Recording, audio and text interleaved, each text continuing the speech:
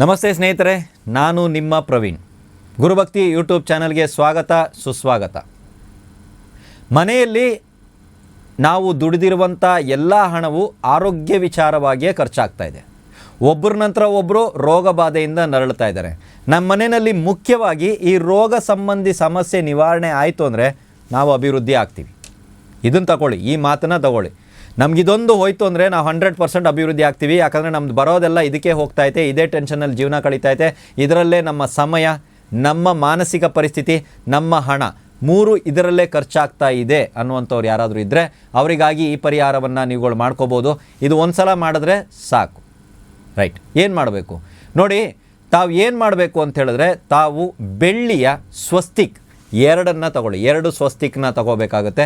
ಒಂದು ಬೆಳ್ಳಿಯ ಬಣ್ಣದಲ್ಲೇ ಅದು ಇರಬಹುದು, ಇನ್ನೊಂದನ್ನು ನೀವು ಬ್ಲೂ ಕಲರ್ ಅಂದರೆ ನೀಲಿ ಬಣ್ಣವಾಗಿ ಪರಿವರ್ತನೆ ಮಾಡ್ಕೋಬೇಕು.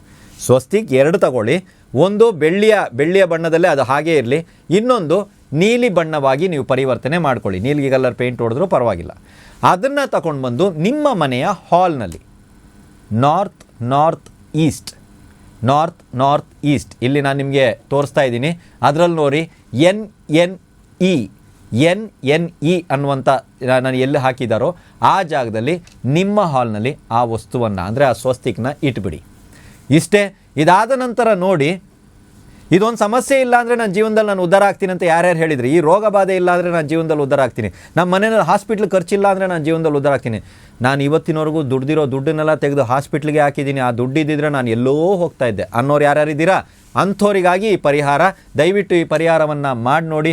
ಆ ಸಮಸ್ಯೆಯಿಂದ ನೀವುಗಳು ಮುಕ್ತರಾಗ್ತೀರಾ. ಎಲ್ರಿಗೂ ಒಳ್ಳೆಯದಾಗಲಿ.